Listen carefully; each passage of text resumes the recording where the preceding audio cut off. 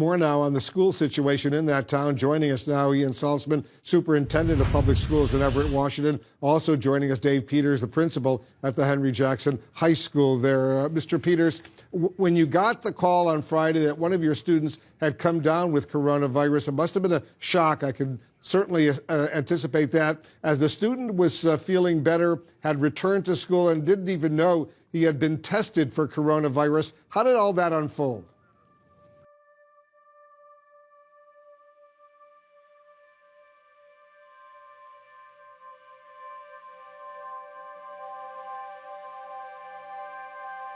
I mean, we have shut down the district for snow days, a couple days at a time, and the impact of that even. So, I mean, 2 weeks right now is unprecedented for this district. We'll learn a lot of lessons as this 2 weeks continues, but anything longer than that, which may be what they forecasted today, we'll have to take it day by day. Today we are taking another such action. In order to mitigate the impacts of COVID-19 in our state, today I make the very difficult decision to order closures of schools in Snohomish, King, and Pierce counties. This includes public and private K through 12 schools. Under this order, schools must close and end classes by the end of this coming Monday. The first possible weekday back will be April 27th. Because originally coronavirus was more of just like a sort of joke, mostly like, oh, it's in China, we don't have to worry about it, like we're fine. Like even in my economics class, we're like, is this really going to affect like us in America? And most of the people are like, yeah, no, it's not. And I was like, I don't know, anything can really happen. And then what you know. But that week in school, like, you kept on hearing about more cases happening, and I mean, our school had already been shut down for 1 day because there had been a case. This school closure could go until the end of the school year. We have a real responsibility here. Be ready in case we go longer, so we're always planning for that. But right now, our goal, April 27th, that's in the order, that's what we're planning to. I remember it was Thursday the 12th or something like that of March. And we were in the middle of class, and I remember like all the teachers were saying we had to go home, and we were all so confused about what was happening. And I had an internship, and so I went downstairs to Ocean Gate. That's where I had my internship. And even there, they had an all-staff meeting talking about like what happens if COVID breaks out. And I remember thinking like, it's going to be over by the weekend. We're going to go back to school on Monday. Like not even like processing that. How could this break out to what it has become? And right now our goal is to never get above that healthcare capacity line. But if you notice, in order to do that well, it takes longer. Yeah, it was great having no school. I just kind of like relaxed or whatever. But like when it was really the last day though, like, and I'm starting to realize, wait a second, this is probably the last day of school. Like I had mixed feelings because I was partially excited, but I was partially like, well, this is literally my last year. Like, they've likely had their last day in a high school classroom. Today's announcement by Governor Inslee closes schools for the rest of the school year to stem the spread of COVID-19, but that doesn't mean learning will stop. We have team coverage on the link. This decision, like every decision we've made during this crisis, is very difficult. We have spent the last 13 years working our butts off for these last special couple months, and in a matter of 3 months, it's completely stripped from me. I can't see my friends, I can't get my yearbook signed, I can't celebrate in the way I want to. I knew that saying goodbye is a huge part of what's next, even just developmentally. So for it to abruptly end for him, there isn't even a chance, and it's a time for reflection, like how everyone helped you get to the point that you are, and being able to say thank you and being able to reflect on that is a huge part of the what's next as an adult. So for me, of course I was sad that he wouldn't get the senior barbecue or the signing the yearbooks or the walk across the stage,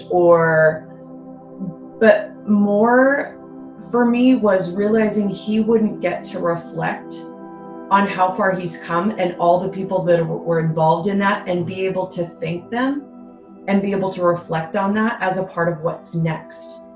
It basically canceled one of the most important and best parts of senior year with prom and graduation. We didn't even get to have an official senior skip day, but I guess we did have one, just lasted for 2 months. In a lot of ways, it really sucked, but in a lot of other ways, it kind of made it feel more special. Because while I missed having a legitimate senior tea and graduation was limited and made more difficult, I mean, yeah, I think the band trips, if I could go to Carnegie Hall, I definitely would want that over anything from Carnegie or from the whole pandemic, because yeah, that was something we were like building up since day one or years before then. But probably just go to Carnegie Hall and be with my band friends. That would have been great. Being state champs for 2 years now, this was our year to make history by becoming 3-time winning state champs. And honestly, we had a great shot at achieving that goal because all the girls are so talented on our team. But COVID stole that away from us. normally with like staff awards or departmental scholar awards, it would be the awards would be given at a ceremony with a bunch of other students and all in a row, all like in line to get their departmental scholarship. But this time I had my band director show up at my door, which was really kind of special. And honestly, I would have preferred that over a big, large ceremony where everyone's just sitting around and waiting. Selecting a book, and I picked for you a book for me that took me from intellectually understanding music to really understanding the power of the passion, and it's told through the stories of guitar strings. And this is a testament to what you have left as a legacy, not just in the band program or the music department or the fine arts department, but the Jackson High School community and here within Mill Creek. And we are so fortunate. You have done so much, and you are about to change the world, and it has been a joy to be on this journey with you. Oh, Thank you so much. Thank you so much. I knew prom wouldn't happen. Like the moment school shut down, I was like, well, that means all of the senior things are going to be canceled. And I knew that my house had the capacity of doing one. I knew that I still wanted to celebrate with my friends. And so I talked with my mom and I said, I know that prom can't happen in the real capacity. And I was very sad about that. But I still want to do one with my friends. And so cheers!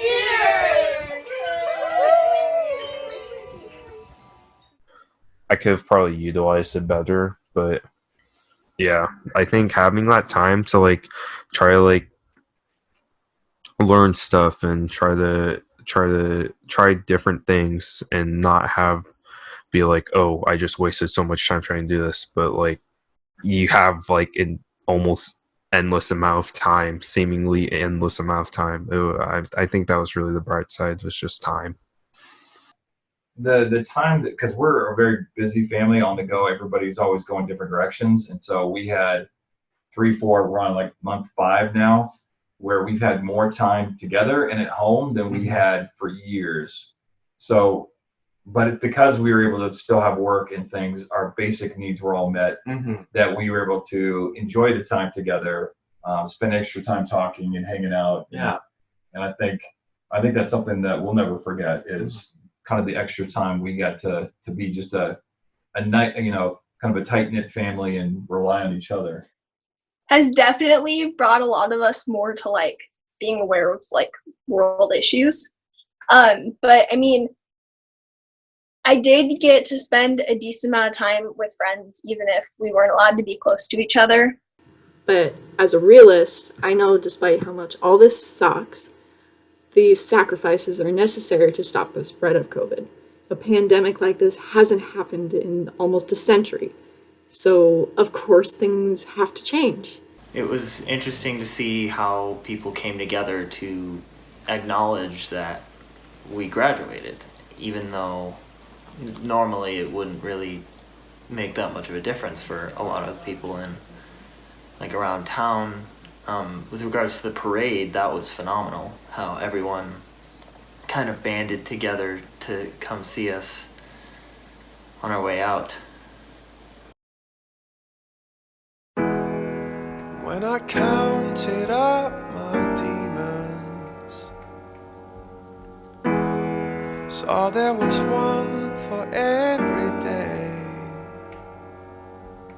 but with the good ones on my shoulders, I drove the other ones away. If you ever feel neglected, and if you think that all is lost, well, I'll be counting up my demons, yeah, hoping everything's not lost.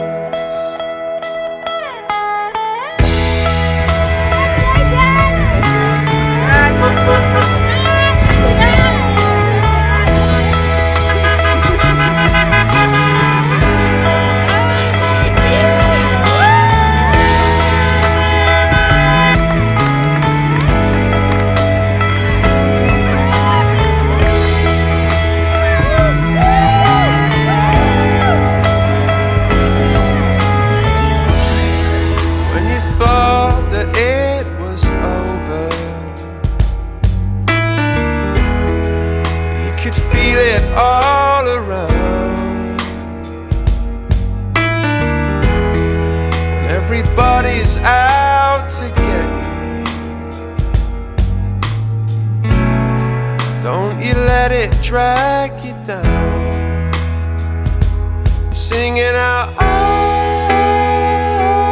yeah, oh yeah, oh yeah.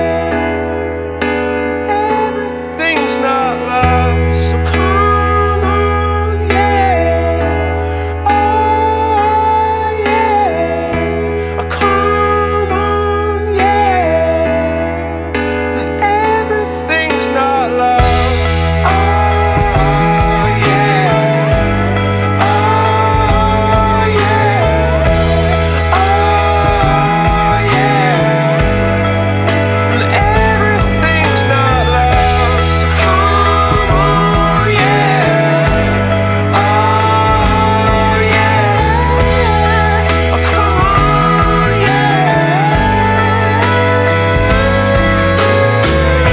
Oh, come on, yeah. Oh, yeah. Oh, come on, yeah.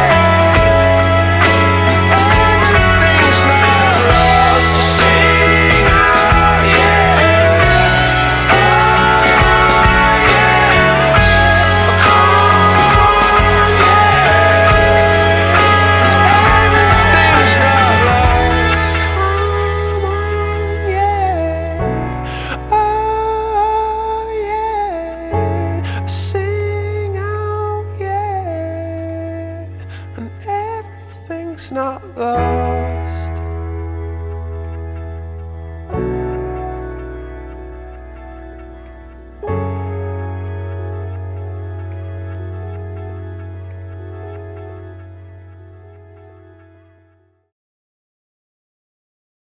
Now I never meant to do you wrong, but that's what I came here to say.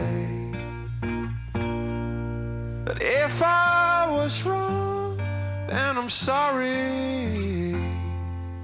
Don't let it stand in our way.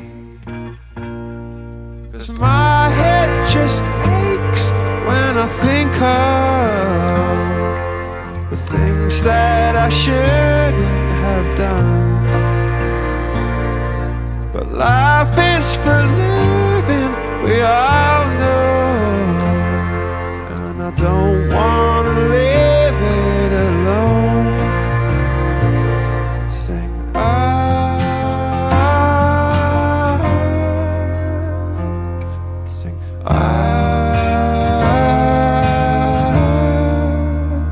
and just sing